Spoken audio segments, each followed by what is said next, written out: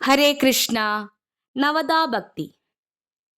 ഭഗവാനെ സ്നേഹിക്കാൻ പ്രായമോ അറിവോ പണമോ ഒന്നും തടസ്സമല്ല. ഹൃദയം കൊണ്ട് ഈശ്വരനെ തൊടാൻ 9 വഴികളാണ് ശ്രീമദ് ഭാഗവതം നമുക്ക് കാട്ടിത്തരുന്നത്. ശ്രവണം, കീർത്തനം, സ്മരണം, പാദസേവനം, അർച്ചനം, വന്ദനം, ദാസ്യം, സഖ്യം, ആത്മനിവേദനം.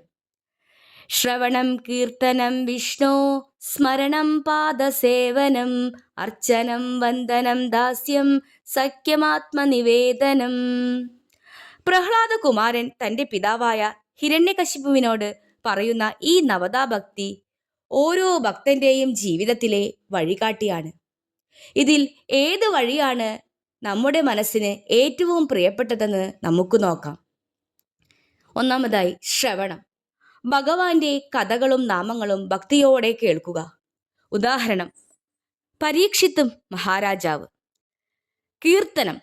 ഈശ്വരന്റെ നാമങ്ങൾ ഉറക്കെ ചൊല്ലുകയോ ഭജന പാടുകയോ ചെയ്യുക, നാരദ മഹർഷിയെപ്പോലെ. സ്മരണം. എപ്പോഴും ഭഗവാനെ മനസ്സിൽ ഓർത്തുകൊണ്ട് നമ്മുടെ ജോലികൾ ചെയ്യുക, പ്രഹ്ലാദകുമാരനെ പോലെ. പാദസേവനം. ഈശ്വരന്റെ പാദങ്ങളിൽ സർവസ്വവും സമർപ്പിക്കുക, മഹാലക്ഷ്മി ദേവിയെപ്പോലെ. അഞ്ചാമതായി വരുന്നത് അർച്ചനമാണ്. വിധിപ്രകാരം പൂക്കളാലും സ്നേഹത്താലും പൂജിക്കുക, പൃഥു മഹാരാജാവിനെ പോലെ. വന്ദനം. അഹങ്കാരം വെടിഞ്ഞ് വിനയത്തോടെ ഭഗവാന് മുന്നിൽ പ്രണമിക്കുക, ഉദാഹരണം അക്രൂരൻ. ഏഴാമതായി ദാസ്യം. ഞാൻ ഭഗവാന്റെ ദാസനാണെന്ന ബോധത്തോടെ സേവനം ചെയ്യുക, ഉദാഹരണം ഹനുമാൻ സ്വാമി. സഖ്യം.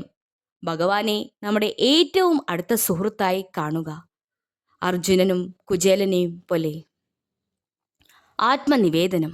ഞാനും എൻ്റേതും എല്ലാം അങ്ങയുടേതാണ് എന്ന് പൂർണ്ണമായി സമർപ്പിക്കുക, ഉദാഹരണം ബലിചക്രവർത്തി.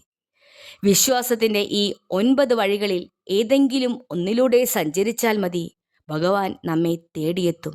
ഈ കലികാലത്തിൽ നാമജപവും ഭഗവത് ചിന്തയും ആണ് ഏറ്റവും ലളിതമായ മാർഗങ്ങൾ, അതായത് കീർത്തനങ്ങളും സ്മരണവും.